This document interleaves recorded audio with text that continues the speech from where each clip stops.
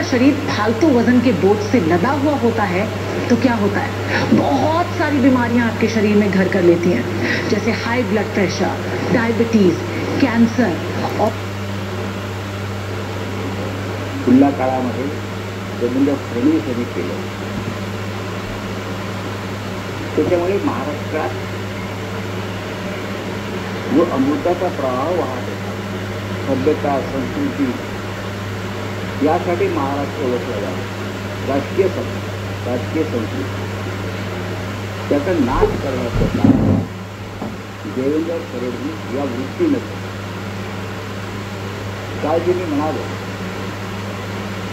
की पेशवे काळामध्ये आनंदीबाई होत्या, त्यांची लोक आत्मजा फाशी काढतात, तसे ह्या महाराष्ट्राच्या राजकारणातल्या पुरुष आनंदीबाई आहे. ही कटुता आमच्या मनात जी आहे त्याला कारण ते स्वतः आहे. महाराष्ट्रात सुधारणा आणि बदलाचं राजकारण देवेंद्र फडणवीस यांनी सुरू केलं, यापूर्वी कधीच नाही. आणि त्याचा बदला या राज्याच्या जनतेने लोकसभा निवडणूक लोकांना संधी मिळाली आणि लोकांनी देवेंद्र फडणवीस यांना दाखवून दिलं हे तुमचं फडतूस राजकारण, बदल्याचं, सुधाचं, महाराष्ट्राची नाश करणारं, विनाश करणारं, मराठी माणसाच्या स्वाभिमानाला धक्का लावणारं राजकारण या महाराष्ट्रात. आता त्यांचे चमचे धावतात मागे पुढे, हे सगळे महाराष्ट्राचे सत्य आहे, दुर्दैवाने मराठी माणसंच आहे. अशी माणसं संयुक्त महाराष्ट्र लढत सुद्धा होती महाराष्ट्राला विरोध करणारी, की या फडणवीसांच्या मागे त्यांची शेती हल्लोत सुरू आहे.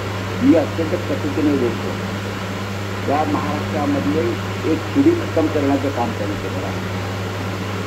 आता ती सत्ता, त्या सत्तेचा वापर त्यांनी चुकीच्या कामासाठी, राजकीय कार्यकर्त्यांवर सूट घेण्यासाठी वापर. न्यायालयामध्ये दबाव, न्यायमूर्तींना घरी बोलवून जम देण्यात आले, योग्य केसेसमध्ये न्यायमूर्तींना घरी बोलवून निरोप पाठवून धमक्या देण्याचं काम सुद्धा देवेंद्र फडणवीस आणि त्यांच्या या टोळीने केलं.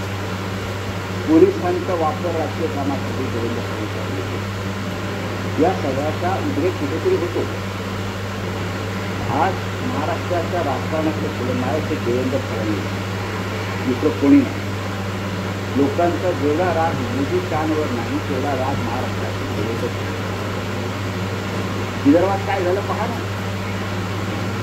विदर्भात नितीन गडकरी यांची जागा सोडली. अकोल्याचा निर्णय मी त्यात पकडत नाही. नितीन गडकरी यांची जागा सोडली ते विदर्भामध्ये फडणवीस यांचा भाजपा हा रसा कळायला गेला, त्याला जबाबदार फडणवीस आहे.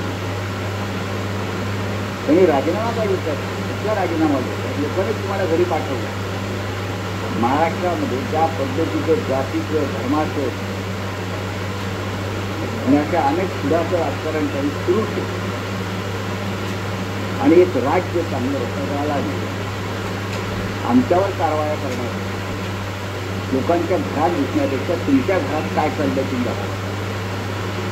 कारवाई आम्हालाही करता येतील भविष्यात, लक्षात घ्या. एवढे पुरावे आमच्याकडे आहे. मी सांगतो ना तुम्हाला, माझं पूर्ण पुढे झालं. आमची जी खतखत आहे ती समजून घ्या सगळ्यांची. या जाऊन भेटा तुम्ही नवाब मलिक यांना, अनिल देशमुख यांना, इतर अनेक कार्यकर्ते तुरुंगात आहेत. हा मुंबई महानगरपालिकेत ज्या प्रकारे खोट्या कारवाया कमी करायला लागल्या आणि अनेक चांगले कार्यकर्ते काम करणारे सामाजिक कार्यकर्त्यांना, महापालिका अधिकाऱ्यांना त्रास दिला, छळ केला कुटुंबांच्या सगळ्यांचा. हा ठीक आहे, राज्य करायची पद्धत नाही म्हणून तुमच्यावर आणण्याची वेळ या राज्यानं आणली आहे. आणि ही सुरुवात कालपर्यंत पुन्हा येईल, पुन्हा येईल, पक्ष फोडून येईल, दोन पक्ष फोडून येईल. जे दोन पक्ष त्यांनी फोडून येईल किंवा फोडले त्या दोन पक्षांनी तुमच्यावर जाहीरपणे अश्रू घालण्याची वेळ आणली. मिस्टर फडणवीस हे विसरू नका.